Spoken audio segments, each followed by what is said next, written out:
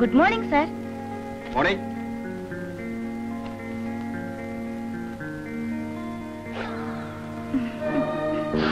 కల్పన, బట్టలు కట్టడం అనేది సృష్టిలో మానవుడికి ఒక్కడికే తెలిసిన విద్య. అసలు బట్టలు కట్టుకునేది శరీరాన్ని కప్పుకోవడానికి కానీ శరీరాన్ని ప్రదర్శించడానికి కాదు. ఇక మీదట నా ముందులా ఎప్పుడు చిప్ బిహేవ్ చేయకు. I hate it. Sorry sir. That's all right. Take this following circular for our staff.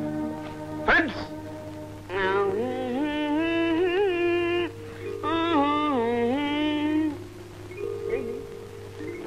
Serious గా పనిచేస్తున్నారు. ఇది మై ఆఫీసేనా? మై ఆఫీసే. ఓహో, నేను లెక్చర్లు ఇచ్చినవన్నీ బాగా వంట పట్టాయి అనమాట. అందుకు కామ్ గా పనిచేస్తున్నారు. Good good. ఇదో ఇదో నేను వచ్చేసాను. మేనేజర్ని, నేనే మేనేజర్ని. అవన్నీ విసురుకోండి. అదే గుడ్ మార్నింగ్ అట్లాంటివన్నీ. అవతల నాకు టైం లేదు. సార్, చిన్నబాబు గారు వచ్చారు సార్. ఎవరది? చిన్నబాబు గారు సార్. చిన్న బాబు? స్మాల్ బాబు. ఇదో నేను వచ్చానని, అదే మేనేజర్ శతభిషం వచ్చాడని చిన్నబాబుకి ఓ వర్డ్ చెప్పు అంతే. నా లక్ష్మి పడతాడు. బ్లెస్సింగ్స్ బ్లెస్సింగ్స్ అంటాడు. నేను ఇచ్చేస్తాను. గుడ్. నన్ను లోపలికి రమ్మని ఇన్విటేషన్గా ఏం నోటి మాటతో చదువుతా నాకు. ఏమిటో ఈ మధ్యన మర్యాదలు మరీ ఎక్కువైపోతుంది. గుడ్.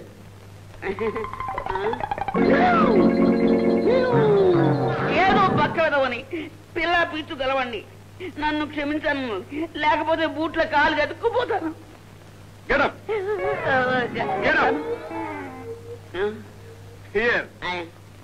గొర్రెల కాపరే దారి తప్పితే గొర్రెలన్నీ కూడా దారి తప్పుతాయి. You understand? అవును, అండర్స్టాండ్. ఆఫీస్ మేనేజర్ గా నువ్వే ఆఫీస్ ఆలస్యంగా వస్తే స్టాఫ్ అంతా ఆలస్యంగా వస్తారు. You understand? అండర్స్టాండ్ అండి. రేపటి నుంచి తప్పకుండా టైంకి రావాలి. ఓకే? కనిపెట్టేశాను. మీ మనసు వెన్నపూసలాంటిది. పైగా ఆఫీస్ టైం. Go go. అది అరద్దండి, నేనే పోతాను. Go.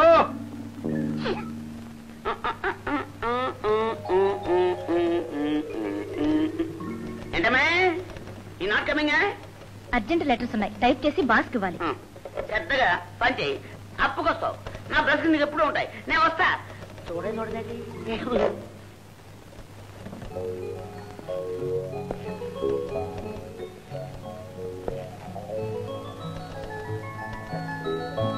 Kalpana my dear, office staff అంతా ఉండగా నీతో రొమాన్స్ చేయటం బాగుండదని ఇందాక కొంచెం హార్ష్ గా మాట్లాడాను. కోపం వచ్చిందా డార్లింగ్? హాయ్, నీ చూపుల్లో తమకాన్ని, మాటల్లో తపనని చూచాను. ఈ రాశిపోసిన నీ అందం ముందు, వాసిగల నీ ఆకర్షణ ముందు తలవంచని మగవాడంటూ ఉంటాడా మై డార్లింగ్? హాయ్, ఈ అందమైన సాయంత్రాన్ని ఈ అందాల రాశితో గడిపే అదృష్టం ఉందంటావా darling? Kalpana, Kalpana, this is office. నిద్రపోవటానికి కళ్ళగంటానికి ఇది నీ ఇల్లు కాదు.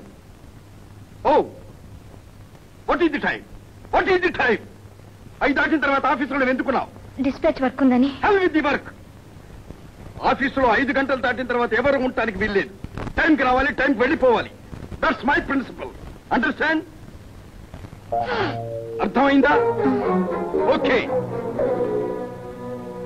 You can go.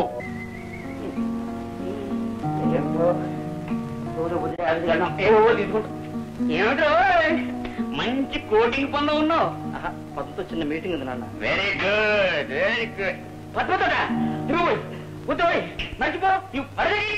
అదేమిటి నాన్న, ఇన్నాళ్ళు అనలేదు కదా? అప్పుడు అనలేదు. ఆ అమ్మాయి అన్నగారిని చూసిన తర్వాత అనాలనిపించింది, అన్నాను. తప్ప అంటే మాధవ్ గారు అమెరికా నుంచి వచ్చేసారా? వచ్చేసారు.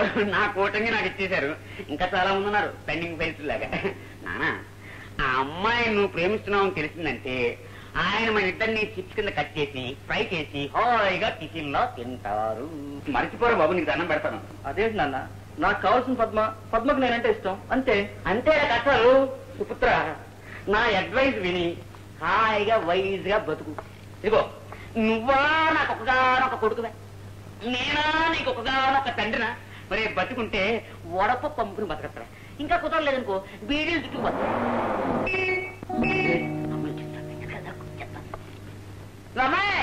మా వాడు ఇంకా ఇంట్లో రాలేదు. వెళ్ళమ్మా.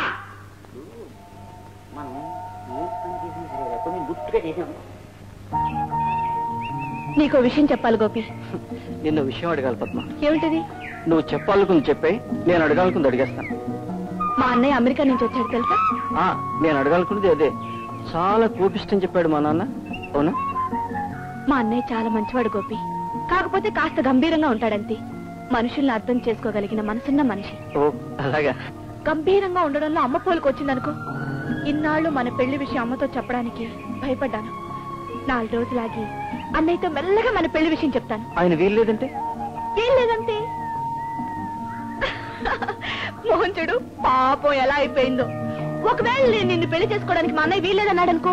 అంటే నేను నిన్ను చేసుకోను, నువ్వే నన్ను చేసుకుందో గాని.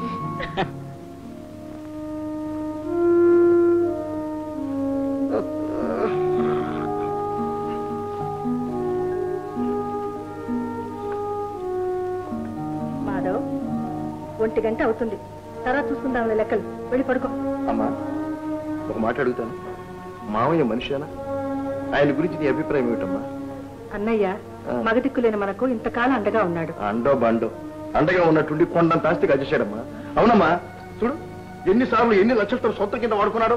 పోన్లే మాధవ్, మనల్నే నమ్ముకున్నవాడు. 4 డబ్బులు తింటే తిని పని చేయని వాడి కంటే అన్నయ్య ఎంతో మేలు. ఇప్పటికే చాలా ఆలస్యం అయిపోయింది. వెళ్ళి పడుకో. జాతి కింద పంది.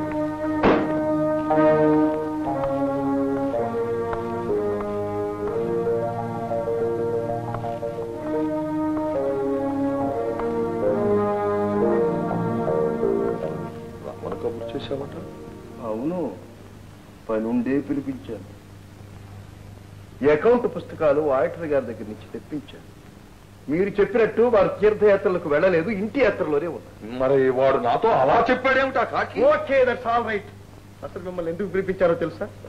క్రితం సంవత్సరం అకౌంట్ పుస్తకాల్లో మీ స్వంత ఖాతా కింద 3 లక్షలు వాడుకున్నట్టు, బిజినెస్ ప్రమోషన్ కింద ఆల్ ఇండియా టూర్ నిమిత్తార్థం 50,000 రాసినట్టు ఉంది. ఏమిటి దీనికి కారణం? ఏం చెప్తారు? అవును బాబు, వ్యాపార రీత్యా చేసిన టూర్. No arguments. అలాగే. ఇక ముందు మీకు నెలకు ఖర్చుల కింద 5,000 రూపాయలు మాత్రం ఇవ్వబడుతుంది. మనం తయారు చేసే ప్రోడక్ట్స్ కి పెద్ద బిజినెస్ టూర్స్ చేయవలసిన అవసరం లేదు కాబట్టి ఆల్ టూర్స్ క్యాన్సిల్డ్.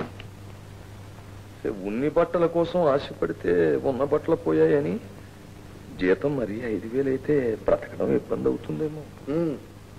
మీరు చేసే పనికి వచ్చారు. చూడండి చిదానందం గారు, ఒక చెట్టు కింద బ్రతికే మనిషి ఆ చెట్టుకి మరిన్ని కొమ్మలు పెరగాలని, అవి 10 కాలాల పాటు పచ్చగా ఉండాలని కోరుకుంటారు. నిన్ను ఆ బడాయి బసవయ్య అంత మాట్లాడా చిదానందం? నీ శవాసనం చట్టుబండలు గాను. వెనకటికి ఎవడో నీ పెళ్లి నా బొందలా ఉంది కానీ నా పెళ్లికి మాత్రం వచ్చి పెట్రోమాక్స్ అయితే గాలి కొట్టు అన్నట్టు. ఒక ప్రక్క నేను అవమాన భారంతో కుండి చచ్చిపోతుంటే నీకు ఆసనాలు ఆశికలు. నువ్వేం వర్రీ కాదు చిదానందం. మనవి మంచి మనసులు, తేనె మనసులు, మోగ మనసులున్న మనల్ని తేలిగ్గా అంచనా వేస్తున్నాడేమో ఆ తిక్క శంకరయ్య. సుడిగుండాలు సృష్టించి మరో ప్రపంచంలోకి దూకుతా, భూలోకంలో యమలోకాన్ని నిలుపుతా, సూర్యచంద్రుల్ని ఆపుతా. కలిసి ఉంటే కలదు సుఖం అని చూస్తున్నాను గాని, లేదా ఈ పాడికి అగ్గి మీద గుక్కిలాన్నాయి వారి పక్కన పల్లెమయ్యేవాణ్ణి. ఎత్తుకు పై ఎత్తు వేసి రణభేరి మోగించి ముందడుగు వేసి ఆ పిచ్చి మహారాజు మీదికి నా తల్లి నాగుల దూకుతా. ఎక్కడికి దూకుతావు? ఇద్దరం కట్టగట్టుకుని సముద్రంలోకి దూకాలి. ఇక నుంచి మనకు వచ్చేది నెలకు 5,000 మాత్రమే. నువ్వు తినడానికి సేంబాదం పప్పులు, పిస్తా బద్దలు, వెన్న ముద్దలు ఉండవు. తింటే గన్నేరు పప్పు, అరటి తొక్కలు తినాలి. తాగితే తుర్రు మజ్జిగ తాగి బతకాలి. ఈ మండే గుండెల్లో కక్షరేయంలో తల్లిగిరనైపోతా. అసలే రౌడీ రాముణ్ణి, గుంటె కృష్ణుణ్ణి, దుష్ట శక్తుల వేటగాన్ని. ఇన్నేళ్లు నమ్మిన బంటులా పడున్న నీకు బంగారు పథకం ఇవ్వడం మానేసి నీ జీవితంలో మార్పుని తీర్పు చెబుతాడా ఆ బండరాముడు? 100 నోరు తెరిస్తే వాసనిస్తుంది, కొందరు మూసుకుంటే కంపు కొడుతుంది. ఆ రెండో టైపు. ఇంతకీ ఆ మాధవ గారిని నామరూపాలు లేకుండా చెయ్యగలవా లేదా? కరెక్ట్ గా చెప్పు. నన్నే అవమానిస్తావా? ప్రతీకారం తీర్చుకుంటా. దేవతల దీవించండి అంటూ సింహగర్జన చేసి రామబాణం వదులుతా.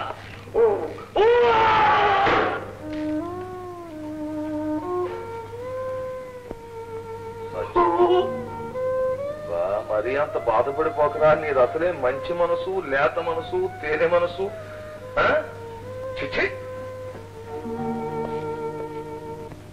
చూడండి, ఎన్నో సంవత్సరాలుగా మీరందరూ ఈ ఫ్యాక్టరీలో పనిచేస్తున్నారు.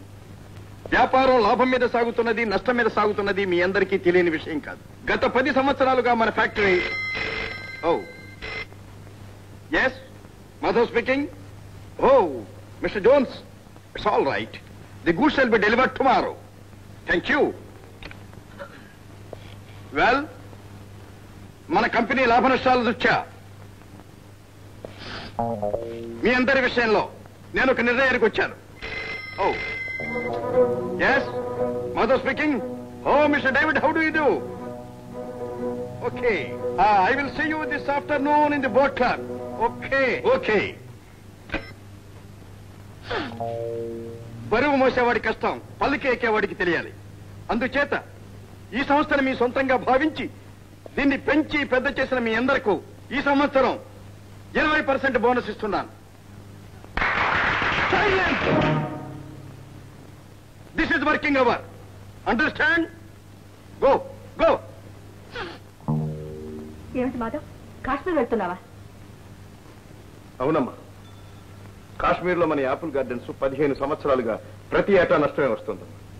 అసలు విషయం ఏమిటో, పరిస్థితులు ఏమిటో ఒక్కసారి గమనించి వద్దామని. మాధవ్, ఇన్నేళ్ళు ఎక్కడో పెరిగింది. ఇప్పుడే నా దగ్గర మళ్ళీ అంత దూరం వెళ్తావా? ఎంతకాలం అమ్మా? వెంటనే వచ్చేస్తానుగా. నష్టం వచ్చే వ్యాపారం చేయటం కంటే వచ్చినంతకు అమ్ముకోవటం వ్యాపారస్తుల లక్షణం.